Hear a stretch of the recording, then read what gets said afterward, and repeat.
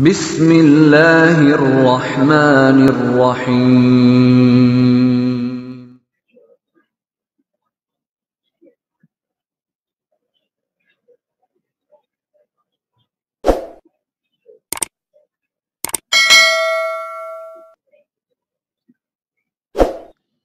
Bismillah, alhamdulillah, wassalatu wassalamu ala rasulillah wa ala alihi wa ashabihi wa mawalah wa ba'd. Assalamualaikum warahmatullahi wabarakatuh. Alhamdulillah, pada kesempatan pagi hari yang baik ini Allah Subhanahu wa taala mempertemukan kita kembali masih dalam suasana di mana kita belum bisa bertatap muka secara langsung. Tapi insyaallah ta'ala kita diberikan oleh Allah Subhanahu wa ta'ala kesabaran untuk kita menghadapi ujian ini, dan kita berharap kepada Allah Subhanahu wa ta'ala, memohon kepadanya mudah-mudahan Allah Subhanahu wa ta'ala segera mengangkat wabah ini sehingga aktivitas kita kembali menjadi normal semuanya insyaallah. Amin. Bapak Ibu jamaah sekalian rahimani wa rahimakumullah ta'ala, insyaallah kita melanjutkan kajian kita dari kitab Ar-Riyadhun Nadhirah dari Akhirah. Kita memasuki satu bab yang baru dari kitab ini, yaitu tentang Al-Ba'ts, tentang kebangkitan, tentang hari kiamat itu sendiri. Kemarin dalam perjumpaan kita yang terakhir, kita sudah sampai kepada bab atau pembahasan yang terakhir dari tanda-tanda hari kiamat, tanda-tanda besar yang terjadi di dunia ini, di kehidupan dunia, akan munculnya atau dekatnya kejadian hari kiamat. Nah, sekarang kita akan membahas tentang hari kiamatnya seperti apa. Kalau kemarin tanda terakhir dari kejadian yang akan muncul sebagai pertanda bahwa itu adalah semakin dekatnya hari kiamat, yaitu munculnya kobaran api di negeri Yaman, di ardil Yaman, nahsyurun nasa, yang akan menggiring manusia ke padang mahsyarnya, ke padang mahsyarnya. Nah, para ulama mengatakan bahwa padang mahsyar yang dimaksud adalah mahsyar dunia, yakni tempat berkumpulnya seluruh manusia yang hidup pada saat itu di dunia, yaitu di negeri Syam, yaitu padang Syam, yang kemudian di sanalah mereka akan menyaksikan kedahsyatan terjadinya kiamat. Nah, jadi manusia itu nanti yang masih hidup digiring oleh api tersebut untuk berkumpul di satu titik muka bumi, yaitu Syam, dan di sanalah kemudian mereka akan menyaksikan kedahsyatan hari kiamat. Dan para ulama mengatakan bahwa mereka yang menyaksikan itu adalah orang-orang yang tidak memiliki keimanan, syararun nas, yaitu manusia-manusia yang jelek, manusia-manusia yang, mohon maaf, manusia-manusia yang bejat, yang tidak memiliki keimanan sama sekali, dan mereka lah yang akan menyaksikan kedahsyatan terjadinya hari kiamat. Nah, bagaimana terjadinya hari kiamat itu? Nah, ini menjadi pembahasan kita pada kesempatan pagi hari ini. Kedahsyatan hari kiamat itu, ikhwatal iman wal Islam, a'azani Allah wa iyyakum jami'an, diawali dengan tiupan sangkakala. Ya, tiupan sangkakala. Apa itu sangkakala? Ya, siapa yang akan meniupnya? Kapan sangkakala itu ditiup? Kemudian berapa kali sangkakala itu ditiup, dan ketika sangkakala ditiup itu, sebagaimana Allah firmankan, semua makhluk ciptaan Allah Subhanahu wa ta'ala itu semuanya mati, illa mansya Allah. Tapi ada yang dikecualikan oleh Allah Subhanahu wa ta'ala, sedikit dari hamba atau makhluk Allah. Nah, siapa yang dikecualikan itu? Nah, ini 4 pertanyaan ini menjadi subfokus atau menjadi sub daripada pembahasan kita insyaallah ta'ala.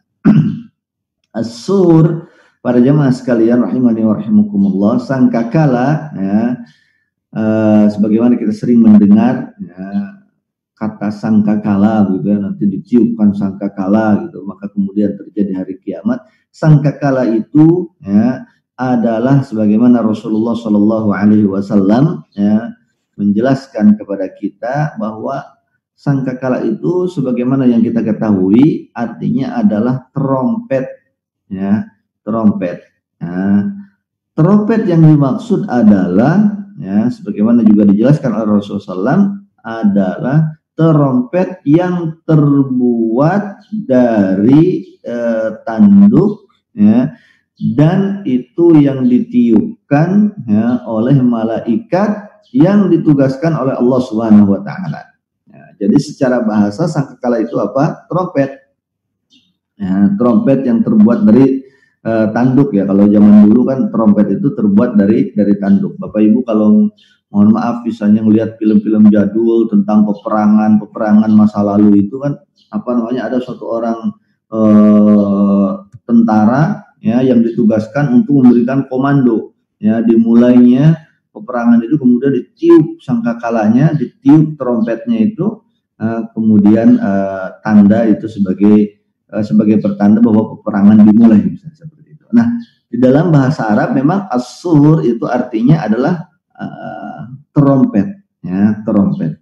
Nah, tetapi secara syariat ya kalau kita mendapati istilah itu atau kata itu di dalam syariat, di dalam Al-Qur'an atau hadis, di dalam pembahasan agama kita, maka itu artinya adalah trompet ya, yang terbuat dari tanduk yang ditiup oleh malaikat yang ditugaskan oleh Allah Subhanahu wa taala untuk itu. Jadi yang niupnya bukan tentara, bukan tentara perang, maksudnya bukan siapa-siapa, tetapi ini adalah malaikat yang secara khusus ditugaskan oleh Allah Subhanahu wa taala. Nah, dalilnya adalah dari Abdullah ibn Amr bin Al-As radhiyallahu taala anhu ya, dalam hadis riwayat Imam Ahmad, dan ini hadis disahihkan oleh Imam Al-Albani rahimahullah, kata beliau, kata Abdullah ibn Amr bin Al-As radhiyallahu taala anhuma, ada seorang Arab Badui datang kepada Nabi sallallahu alaihi wasallam. Ja'a Arabi ila Nabi sallallahu alaihi wasallam. Faqal, ya, maka dia bertanya, datang bertanya kepada Rasulullah SAW. Faqala mas-sur, wahai Rasul, apa itu yang dimaksud dengan as-sur? Yauma yunfakhu fis-sur, apa itu as-sur wahai Rasulullah SAW? Sangkakala itu apa maksudnya? Faqala qarnun yunfakhu fihi, ya, kata Rasulullah, itu adalah tanduk yang ditiup sebagaimana kita ketahui bersama. Jadi tanduk yang ditiup ya, misalnya tanduk kerbau, tanduk banteng, tanduk kerbau ya kan, bisa kalau ditiup ya, itu pangkalnya dibolongin dikit, ditiup bisa mengeluarkan bunyi ya.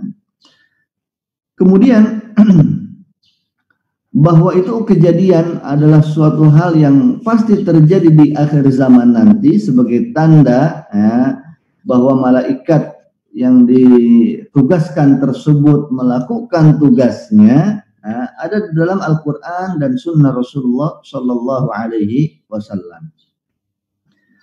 Di antaranya dalil dalam Al-Quran, Allah Subhanahu Wa Taala berfirman dalam surat An-Naml ayat ke-87. Wa yawma yunfakhu fis-sur fafazi'a man fis samawati wa man fil ardi illa man syaa Allah wa kullun atauhu dakhirin. Dan ketika datang hari ya, pada hari di mana sangkakala itu ditiupkan ya, kata Allah Subhanahu wa taala, maka apa yang terjadi? Fafazi'a man fis samawati wa man fil ard, maka semua makhluk baik yang ada di langit maupun yang ada di bumi ya, maka semuanya akan mati. Fafazi'a, fazi'a di sini adalah mat ya, meninggal, semuanya akan mati, semuanya akan binasa. Illa man syaa Allah, kecuali yang dikehendaki oleh Allah Subhanahu wa taala. Nah, ini siapa yang dikehendaki oleh Allah Subhanahu wa taala? Nanti apa namanya? Saya akan bacakan tafsirnya. Di antaranya adalah tafsir dari Imam Ibn Katsir rahimahullah taala. Tapi ada ayat yang lain, saya ingin bacakan dulu, ayat yang lain yang semisal, ayat yang senada dengan ayat tersebut, yaitu dalam surat Az-Zumar dalam surat Az-Zumar ayat ke-68 Allah Ta'ala berfirman wa nufikha fis-sur, dan ditiupkanlah sangkakala, fasa'iqa man fis samawati wa man fil ardi illa man sya'allah. Kemudian sangkakala setelah ditiupkan itu, semua makhluk yang ada di langit maupun yang ada di bumi, ya, fasa'iq, semuanya mati, semuanya binasa, illa man sya'allah, ya, kecuali yang dikehendaki oleh Allah Subhanahu wa taala. Jadi kalau ayat yang pertama tadi memakai kata, Allah Subhanahu wa taala menggunakan kata fafazi'a, ya, fazi'a, kalau kemudian di ayat yang kedua ini fasa'iqa, ya, mengandung makna yang sama. Tsumma nufikha fihi ukhra fa idzahum qiyamun yanzurun. Kemudian sangkakala itu ditiupkan lagi, maka semua orang, semua makhluk yang mati tadi kemudian hidup kembali, ya, menuju ke hadapan Allah Subhanahu wa taala. Nah, Imam Ibnu Katsir rahimahullahu taala dalam kitab tafsirnya mengatakan bahwa ayat ini menunjukkan kepada kita tentang kedahsyatan yang terjadi pada saat sangkakala itu ditiupkan oleh diperintahkan untuk ditiup oleh Allah Subhanahu wa taala. Sebagaimana kita ketahui, kata Imam Ibnu Katsir, bahwa yang dimaksud dengan sangkakala itu adalah trompet, yaitu tanduk, ya, yang ditiupkan, ya. Dan di dalam hadis, nanti kita akan sampai kepada hadis ini insyaallah, kata beliau di dalam hadis yang lain bahwa malaikat yang ditugaskan untuk meniup trompet tersebut bernama Israfil. Ya, dialah yang akan meniupkan trompet tersebut dengan perintah dari Allah Subhanahu wa taala, ya, untuk beberapa tiupan. Tiupan yang pertama, kata beliau, di mana tiupan ini menyebabkan semua makhluk Allah Subhanahu wa taala mati. Itu terjadi, ya, ketika manusia itu semuanya di muka bumi ini hanya tinggal orang-orang yang jahat, orang-orang yang tidak memiliki keimanan. Dan mereka kemudian adalah orang yang berada di penghujung daripada kehidupan dunia ini, kata Imam Ibnu Katsir, dan merekalah yang akan menyaksikan kedahsyatan hari kiamat. Semua makhluk setelah ditiupkan sangkakala itu, baik yang ada di langit maupun yang ada di bumi, ya, semuanya mati kecuali yang dikehendaki oleh Allah Subhanahu wa taala. Nah, siapakah makhluk yang dikecualikan oleh Allah Subhanahu wa taala tersebut? Para ulama berselisih pendapat tentang hal ini. Ada yang mengatakan bahwa ini adalah beberapa malaikat, ya, yang mereka diberikan tugas oleh Allah Subhanahu wa taala untuk tugas-tugas tertentu, di antaranya adalah malaikat maut, kemudian malaikat Israfil ini malaikat yang memiliki tugas yang berkaitan dengan kejadian hari kiamat.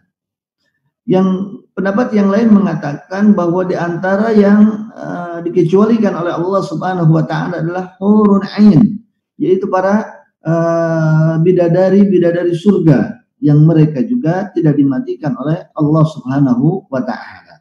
Ya. Dan pendapat-pendapat yang lain, tetapi kata para ulama, ini ketidaktahuan kita terhadap siapakah orang-orang yang dikecualikan tadi, ya, tidak mempengaruhi keimanan kita kepada Allah Subhanahu wa taala dan kepada hari akhir. Kemudian ikhwatal imani wal Islam, para jamaah sekalian rahimani wa rahimakumullah taala jami'an. Hadis yang lain atau dalil yang lain yaitu dari hadis Rasulullah sallallahu alaihi wasallam. Di antaranya, ya, adalah hadis dari Abu Sa'id Al-Khudri radhiyallahu taala anhu, di mana Rasulullah sallallahu bersabda, kata beliau, kaifa an'am wa sahibul qarni qad iltaqamal qarn. Bagaimana aku mau bisa santai, kata Rasulullah.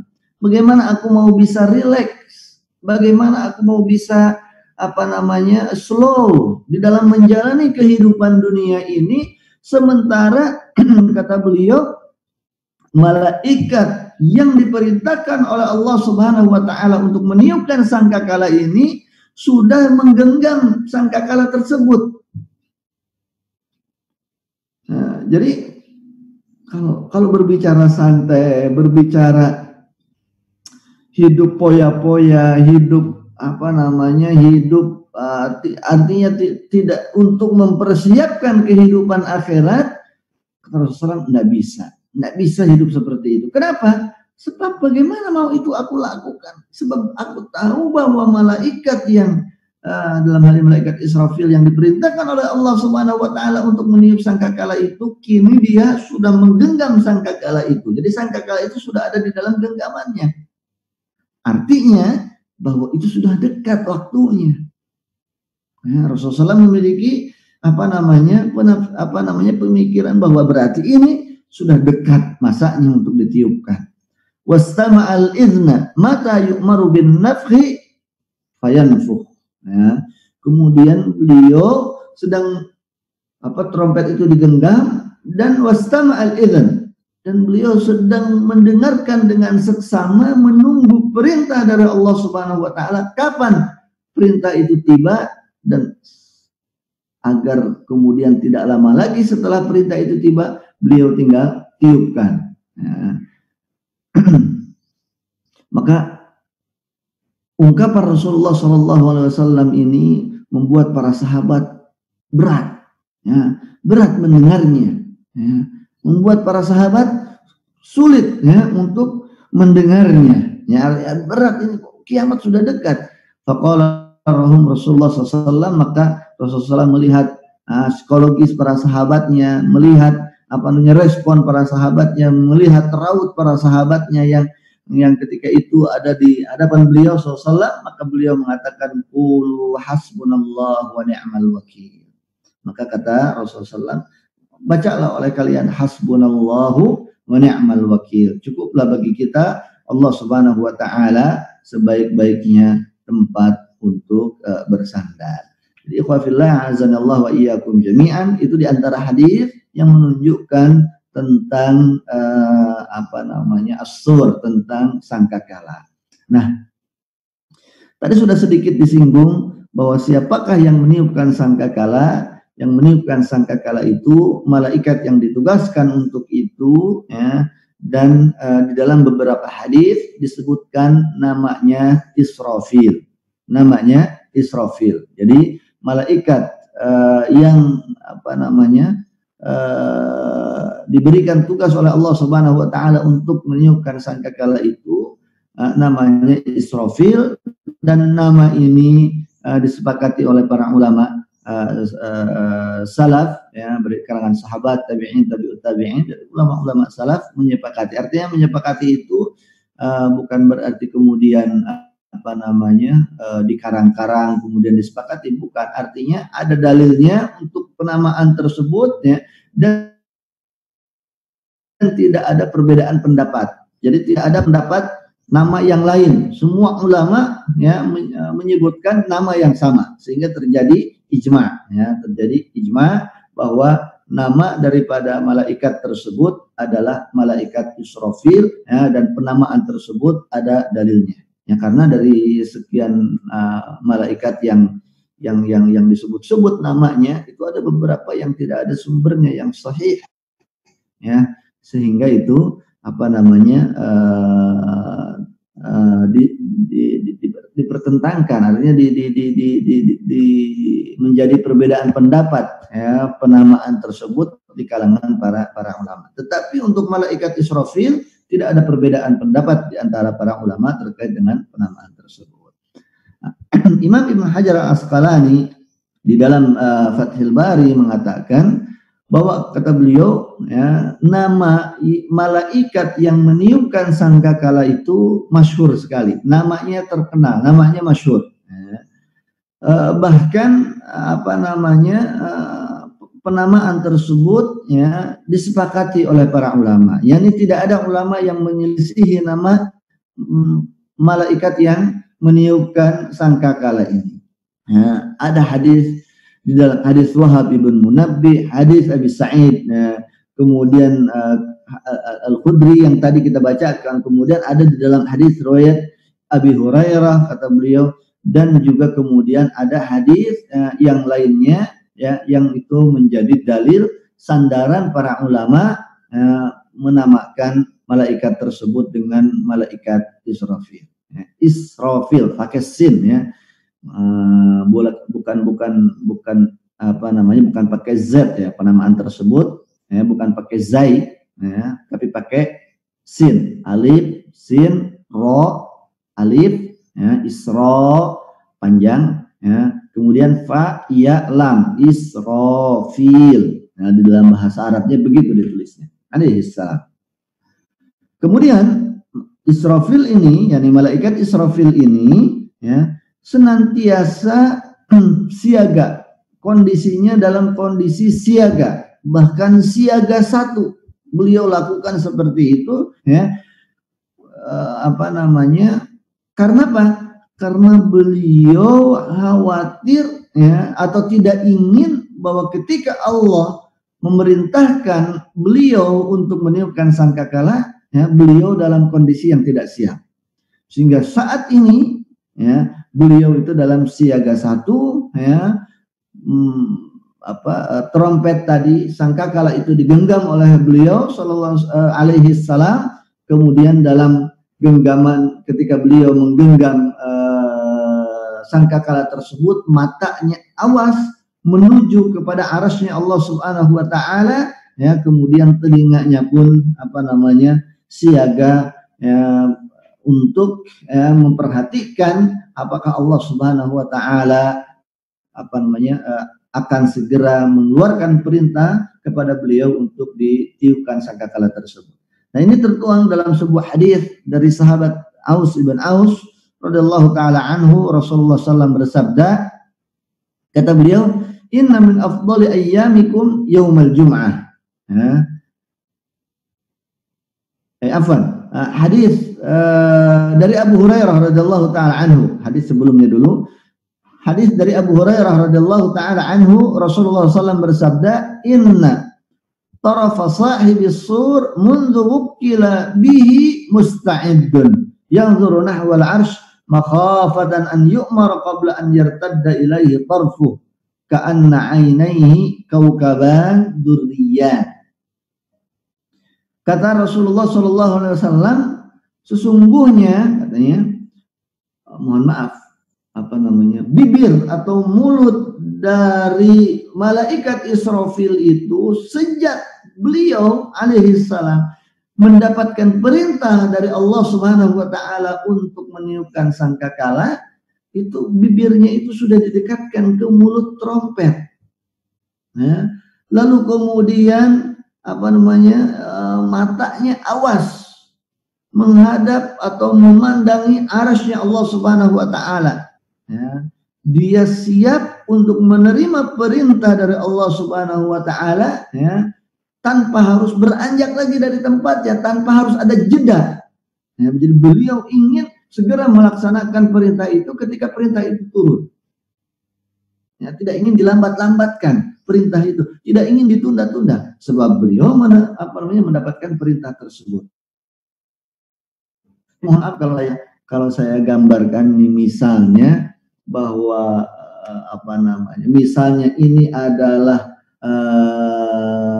sur ya, sangkakala, maka yang dilakukan oleh malaikat itu saat ini adalah di mana sangkakala itu digenggam dan kemudian mulut daripada trompet ini ya sudah dekat dengan mulutnya dan matanya awas ke arasnya Allah Subhanahu wa taala. Jadi ketika Allah memerintahkan untuk tiup misalnya begitu, maka tidak perlu pakai waktu atau jeda yang lama, tidak ada delay, jadi langsung tinggal ditiupkan. Nah, seperti itulah kondisi malaikat Israfil pada saat ini ya, dan dari sejak beliau mendapatkan tugas dari Allah Subhanahu wa taala untuk meniupkan sangkakala itu. Kapan sangkakala ini ditiup? Para jemaah sekalian rahimani wa rahimakumullah ya. Hadis dari Aus ibn Aus radhiyallahu taala anhu menghabarkan kepada kita tentang kapan sangkakala ini akan ditiup. Ya. Kata Aus ibn Aus, Rasulullah SAW bersabda, inna min afdali ayyamikum yaumul jum'ah. Fihi khuliqa Adam wa fihi kubit wa fihi nafkhah wa fihi sa'qah fa aksiru alayya minas salah fihi fa inna salatakum ma'rudatun alayhi. Kata Rasulullah SAW, sebaik-baik hari yang kalian miliki itu adalah hari Jumat, Sayyidul Ayyam, ya, hari raya mingguan kita, pekanan kita, yaitu hari Jumat. Fihi khuliqa Adam. Kenapa demikian? Sebab di hari Jumat Nabi Adam diciptakan oleh Allah. Jadi kapan Nabi Adam diciptakan? Ya, sebab Nabi Adam tidak dilahirkan. Ya, jadi kapan Nabi Adam diciptakan? Ya, hari Jumat. Ya. Wa fihi kubit, dan meninggalnya Nabi Adam juga hari Jumat. Jadi diciptakan hari Jumat, meninggal juga hari Jumat. Wa fihi nafkhah. Nah ini. Kemudian pada hari Jumat juga kata Rasulullah akan ditiupkan sangkakala. Tiupan sangkakala itu terjadinya hari Jumat. Wa fihi sa'qah. Hari kebinasaan atau hari kiamat, ya, juga hari Jumat. Fa'akthiru alayya minas shalah fihi fa inna salatakum ma'rudatan alayya. Maka perbanyaklah kalian membaca salawat, ya, untukku pada hari Jumat, sebab salawat kalian akan disampaikan kepadaku. Para sahabat bertanya, qalu ya Rasulullah wa kaifa tu'radu salatuna wa qad arim? Wahai Rasul, bagaimana salawat kami mau disampaikan kepada engkau? Bukankah orang yang meninggal itu dimakan rayap, dimakan ulat, ya, dia akan akan dimakan ulat tanah?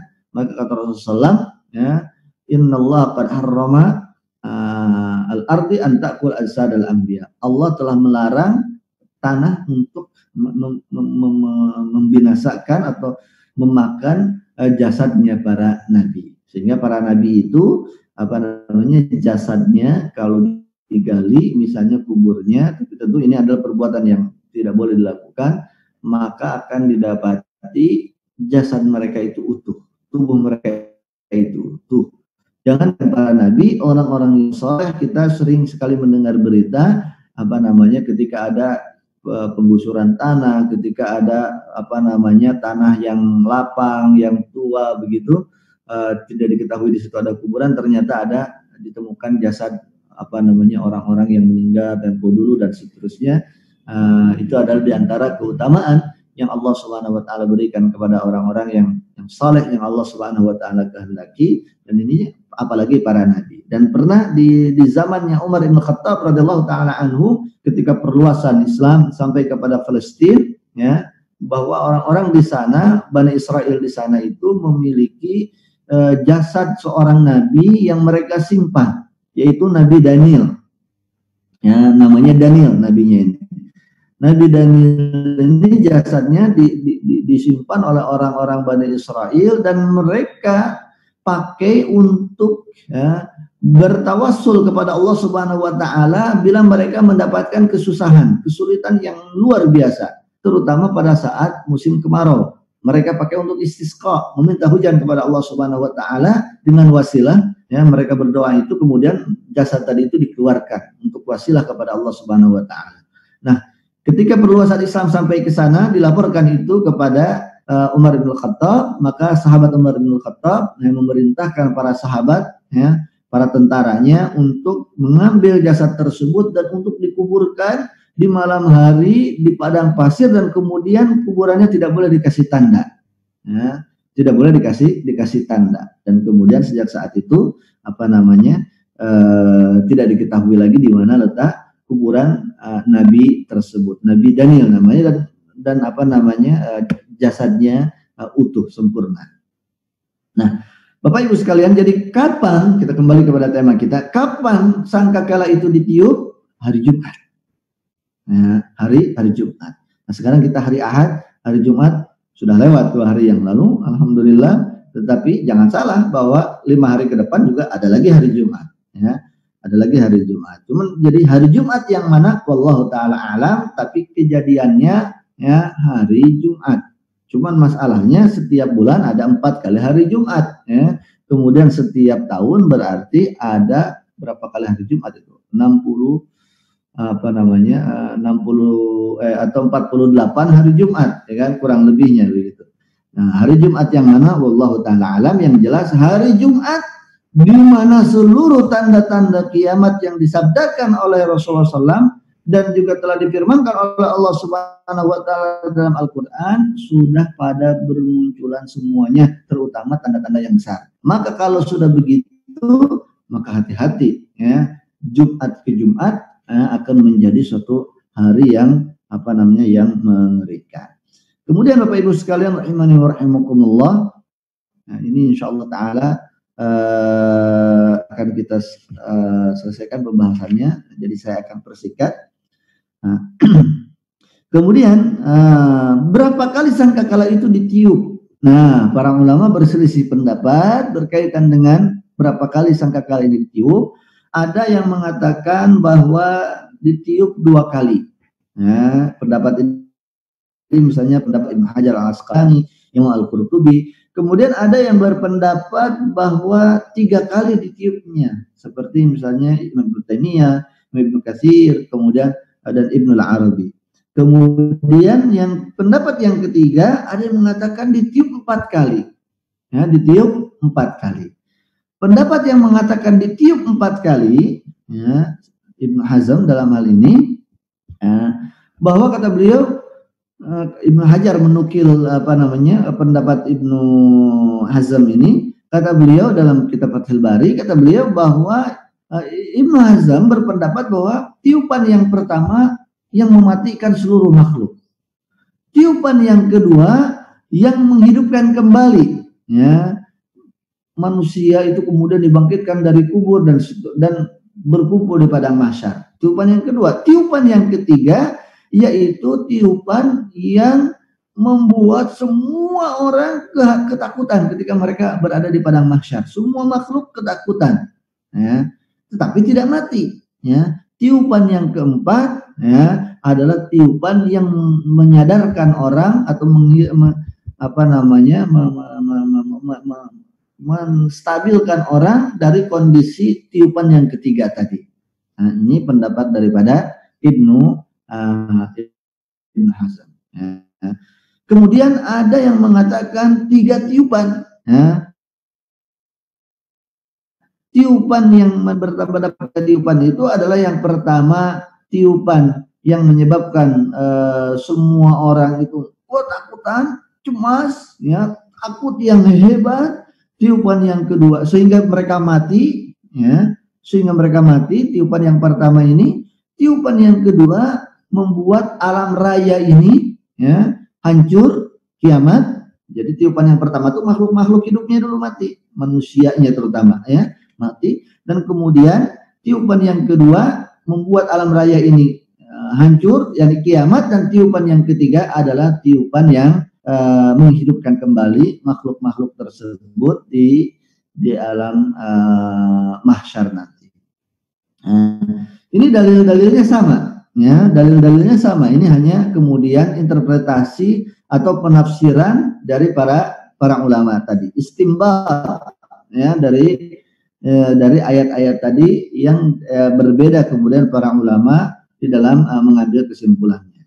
Dan kemudian pendapat yang mengatakan bahwa tiupan itu ada 2, yaitu tiupan yang pertama adalah tiupan yang mematikan, ya, semua makhluk Allah Subhanahu wa taala, baik itu manusia maupun kemudian makhluk-makhluk yang lainnya, dunia ini, alam raya ini, kemudian mati atau hancur. Kemudian tiupan yang kedua adalah tiupan yang membangkitkan manusia dari kematian, yakni dari kuburnya. Nah, ikhwah sekalian rahimani wa rahimakumullah taala jami'an, ya.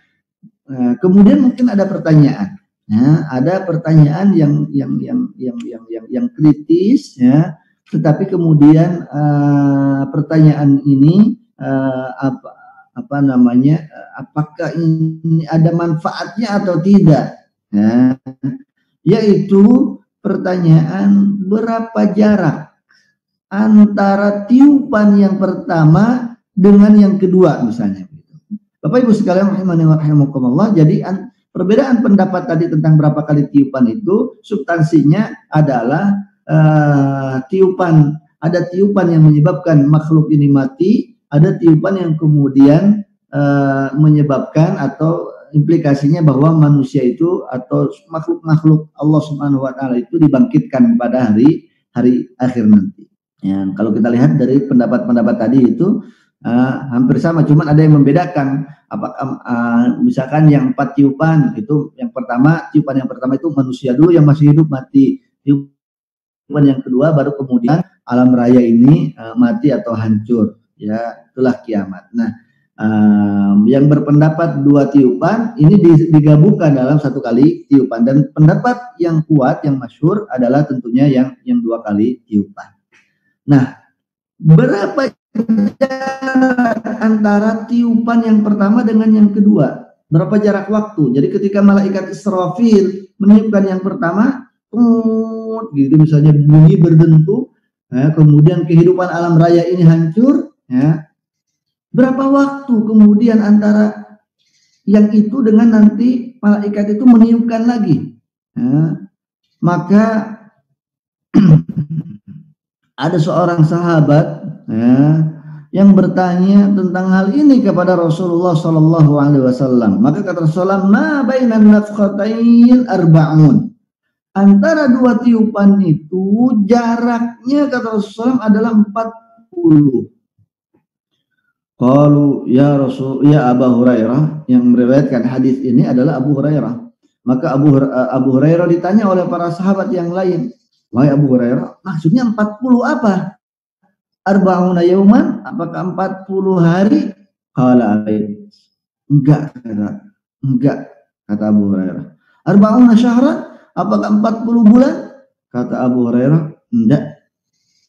Qala arba'una sana, atau 40 tahun? Qala abait. Ya, kata Abu Hurairah, enggak. Nah, jawaban enggak ini dari Abu Hurairah ini, ya, Imam Al-Qurtubi mengatakan bahwa ada 2 takwilnya, ada 2 penafsirannya. Penafsiran yang pertama dari perkataan Abu Hurairah enggak ini, ya. Yang pertama adalah kemungkinannya enggak itu maksudnya beliau nggak mau jawab, beliau nggak mau mendetailkan, beliau nggak mau menjelaskan secara gamblang, bahwa beliau tahu tapi beliau nggak mau memberitahu, ya, karena beliau mendengar itu dari Rasulullah SAW. Ya. Kemungkinan yang kedua, enggak tersebut, ya, memang beliau radhiyallahu taala anhu enggak menanyakannya kepada Rasulullah SAW 40 itu 40 apa begitu, sehingga Abu Hurairah memang enggak tahu itu 40 itu 40 apa, 40 hari kah, 40 bulan kah, atau 40 tahun kah, ya. Beliau Abu Hurairah memang enggak menanyakan itu, tidak mendengarkan secara detail juga dari Rasulullah SAW, sehingga memang beliau enggak tahu. Nah, kata para ulama, ya, tentu apa namanya,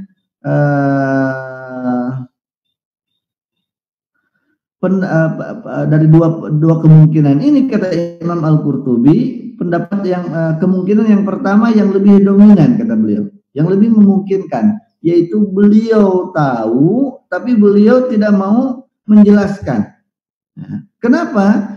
Sebab beliau ingin mengajarkan kepada kita, ya, bahwa tidak ada urgensinya, tidak urgent, tidak ada kepentingan untuk kita mengetahui berapa jaraknya, dan tidak ada bahaya untuk kita kalau kita tidak mengetahui berapa jarak antara tiupan yang pertama dengan yang kedua. Sebab itu bukan suatu hal yang harus dijelaskan. Sebab itu bukan suatu hal yang diperintahkan untuk dijelaskan kepada umat Nabi Muhammad SAW. Kenapa demikian? Sebab kata para ulama, pada saat itu makhluk Allah Subhanahu wa taala kondisinya dalam keadaan mati. Ya kan? Setelah tangkakala itu yang pertama kali ditiupkan, semua manusia mati. Semua makhluk Allah mati kecuali yang dikecualikan tadi, yang dikehendaki oleh Allah Subhanahu wa taala. Semuanya mati. Nah, maka dalam posisi mati, orang dalam keadaan mati, mau sehari, mau 2 hari, sebulan, setahun, tidak ngaruh. Dia mati. ya kan? Nunggunya berapa lama dari tiupan yang pertama ke yang kedua? 40 tahun. Lama banget. Lama itu kalau orangnya hidup. Nunggunya berapa lama? 40 hari. Lama sekali. Kalau dia hidup menunggu lah, merasakan lama. Jadi dalam kondisi mati, ya, orang nggak ada beda mau 40 hari, mau 40 bulan, 40 tahun. Sehingga inilah yang kemudian Abu Hurairah radhiyallahu taala anhu mengajarkan kepada kita semua kritis boleh, ya, kemudian tetapi ya harus ada hal kritis untuk hal-hal yang bermanfaat, ya. Nah, kemudian Bapak Ibu sekalian rahimani wa rahimakumullah taala jami'an, ya, setelah ini insyaallah taala nanti akan dilanjutkan pembahasannya dengan tentang kebangkitan, ya. Jadi setelah tiupan yang kedua adalah kebangkitan. Kaitannya dengan tiupan yang pertama ini, ya, bahwa Rasulullah Shallallahu Alaihi Wasallam mengatakan barang siapa yang ingin menyaksikan kedahsyatan hari kiamat, ya, bagaimana gambarannya yang terjadi pada saat itu ketika sangkakala yang ditiupkan untuk yang pertama, maka kata Rasulullah SAW, "Falyaqra idza syamsu kuwirat wa idza as-sama'u syaqqat wa idza as-sama'u fatarat." Atau kama qala sallallahu.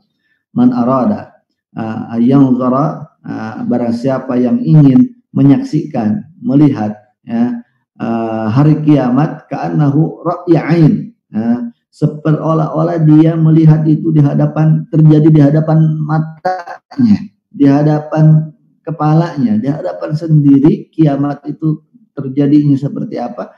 Bacalah kata Rasulullah SAW 3 surat. Idza syamsu kuwirat, at-takwir, idza as-sama'u syaqqat, al-insyiqaq, dan idza as-sama'u fatarat, yaitu surat al-infitar. Semuanya ini ada dalam juz amma, bahkan berurutan surat-surat itu, ya. Silakan para jamaah sekalian untuk menambah keimanan kita kepada Allah Subhanahu wa taala, karena ayat-ayat seperti ini sangat bermanfaat untuk kita memupuk keimanan kita, mendekatkan diri kita kepada Allah Subhanahu wa taala. Jadi barang siapa yang ingin menyaksikan kedahsyatan hari kiamat, ra'ya ain, betul-betul mendapatkan suatu visual, ya. Kata Rasulullah gambaran yang lengkap, maka membaca surat At-Takwir, kemudian Al-Infitar, dan surat Al-Insyiqaq, ya. Semuanya surat-surat pendek yang ada dalam surat-surat juz amma, ya, juz ke-30. Hadza wallahu taala alam bissawab. Bapak Ibu sekalian rahimani wa rahimakumullah, ini yang menjadi pelajaran kita. Insyaallah taala kita lanjutkan pada perjumpaan yang akan datang dengan kelanjutan daripada tema ini, yaitu apa yang terjadi setelah sangkakala itu ditiupkan. Baik, para jemaah sekalian rahimani wa rahimakumullah, insyaallah taala kita lanjutkan dalam kajian ini dalam perjumpaan yang akan datang biiznillah taala, sekali lagi berkaitan dengan kedahsyatan kehancuran hari kiamat yang terjadi di alam raya ini, ya, berkaitan dengan 3 surat tadi. Insyaallah taala kita kita bahas, ya, dan kemudian yang lebih daripada itu nanti akan kita bahas secara panjang lebar adalah dengan rentetan mawakif kejadian-kejadian atau tahapan-tahapan kehidupan yang akan kita lalui nanti setelah kiamat. Itu apa saja, ya, itu apa saja. Misalnya dibangkitkan, dikumpulkan di padang mahsyar, kemudian ada syafaat uzma, kemudian nanti ada hisab, kemudian nanti ada mizan, ya, ada mizan, kemudian ada haud, ada sirat, kemudian ada al-qantarah, kemudian setelah itu ada al-jannatu wan nar. Itu seperti apa nanti detail-detail pembahasan dari setiap tahapan-tahapan kehidupan yang akan kita lalui di hari kiamat itu, insya Allah kita bahas dalam perjumpaan-perjumpaan yang akan datang. Barakallahu fikum. Semoga Allah Subhanahu wa taala senantiasa menjaga kita dari segala keburukan, dari segala wabah, dari segala penyakit, dan Allah Subhanahu wa taala menjaga keimanan kita, ya, untuk senantiasa ada di dalam diri kita sampai kita bertemu dengannya. Amin ya rabbal alamin. Dari saya cukupkan. Ya, mohon pamit. Subhanakallahumma bihamdik, asyhadu an la ilaha illa anta, astaghfiruka wa atubu ilaik. Wassallallahu ala nabiyina Muhammad wa alihi washabihi wasallam. Akhiru da'wana alhamdulillahi rabbil alamin. Wassalamualaikum warahmatullahi wabarakatuh. Waalaikumsalam warahmatullahi wabarakatuh.